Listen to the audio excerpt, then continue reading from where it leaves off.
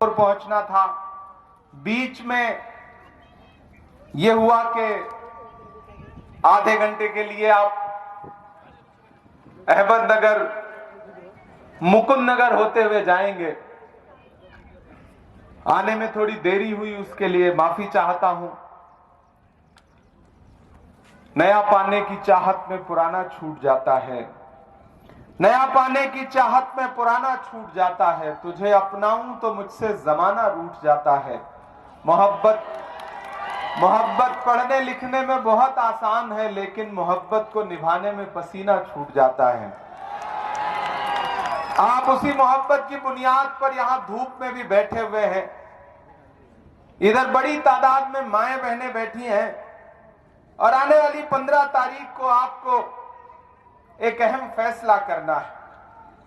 यहां स्टेज पर मौजूद माजी आमदार दादा भाऊ कलमकर साहब, कांग्रेस शहर अध्यक्ष दीप चौहान जी, राष्ट्रवादी एसपी अध्यक्ष अभिषेक कलमकर जी, शफी खान ब्लॉक अध्यक्ष, अल्पसंख्यक जिला अध्यक्ष अतर खान साहब, उबाटा के शहर अध्यक्ष किरण काले जी, फारूक रंगरेज जी, माजी सरपंच शेख सर, माजी सरपंच आसिफ सर, संजय जी, खलील सैयद जी, निजाम जहांगीर जी, जहांगीरदार जी और सामने बैठे हुए हमारे तमाम। लेकिन मौका भी आज ऐसा मिला कि बिल्कुल इलेक्शन के वक्त में आपके बीच में आया हूं, जब 15 तारीख को आपको अपने नगर सेवकों को चुनना है और पूरे महाराष्ट्र में एक संदेशा देना है। मुकुंद नगर वालों, अगर आपको लगता है कि ये चुनाव, ये इलेक्शन जैसा दिख रहा है वैसा है, तो आप गलतफहमी के शिकार हैं। शतरंज कहीं और बिछी है, मोहरे कोई और सेट कर रहा है, तकरीरें कुछ और हो रही हैं, नारे कुछ और लग रहे हैं। आप बहुत समझदार लोग हैं।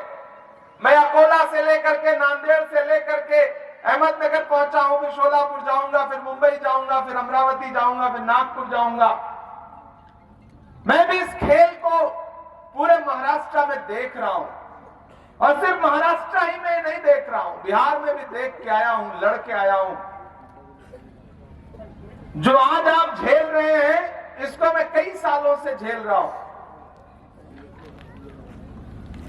एक अजीब तरह की सियासत इस मुल्क में खड़ी करने की कोशिश की जा रही है। एक तरफ धार्मिक नारे लगाने वाले लोग हैं, दूसरी तरफ मजहबी नारे लगाने वाले लोग हैं, और बीच में कुछ ऐसे लोग भी हैं जो सोचते हैं कि यार हमें तो मिलजुल करके मोहब्बत से, अमन और शांति के साथ रहना है। सबसे ज्यादा मुश्किल में हम ही आप हैं। 85% एक तरफ खड़े हो जाएं और जो मोहब्बत की बात करने वाले हैं वो यतीम हो जाएं। खेल दरअसल ये है, इस खेल को समझना पड़ेगा। मैं मुकुंद नगर में खड़ा होकर के आपसे यह पूछना चाहता हूं, जहां तक मेरी आवाज जा रही है, कि अपने मजहबी नारों का सियासी जलसों में इस्तेमाल बंद करवाओ।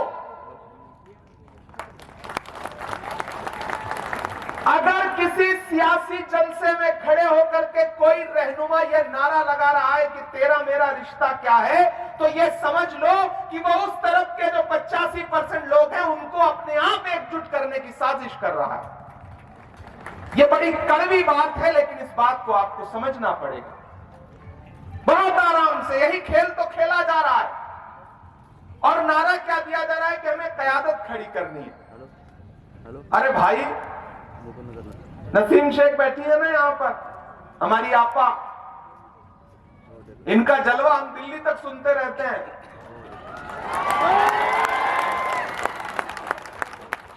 आप इनको हरा के कौन सी कयादत?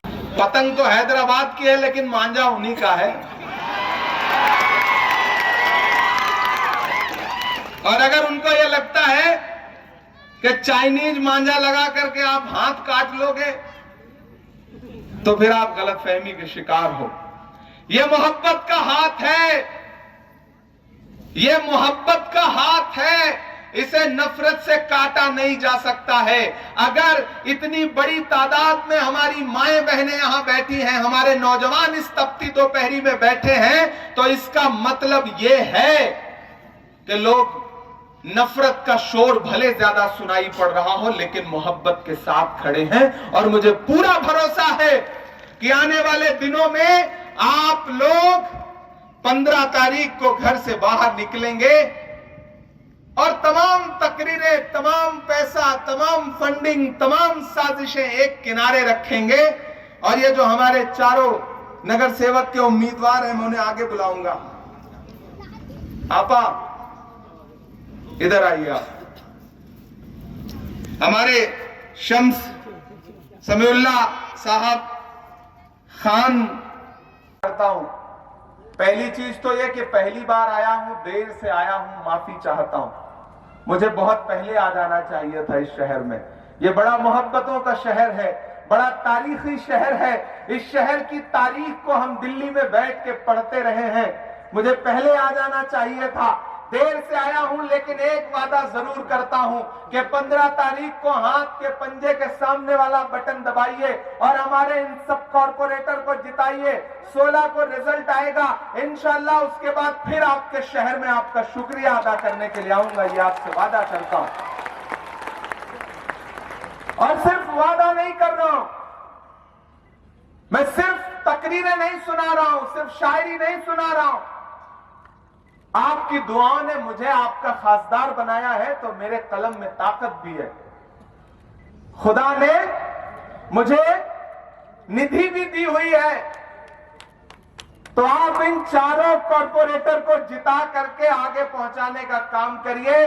जिस दिन ये जीत जाएंगे, मैं इन्हें दिल्ली बुलाऊंगा और अपना ब्लैंक लेटर हेड इनको दूंगा और इनसे कहूंगा कि तालीम के लिए इस शहर में जो भी काम करना चाहते हैं आप, चालो मिलकर के मुझसे एक ठीक ठाक निधि ले लीजिए, काम करिए। मैं उसके उद्घाटन में इस शहर में आऊंगा, ये मैं आपसे वादा करता हूं। कॉर्पोरेशन का फंड बाद में इस्तेमाल में होगा, पहले मेरी खासदार निधि का फंड।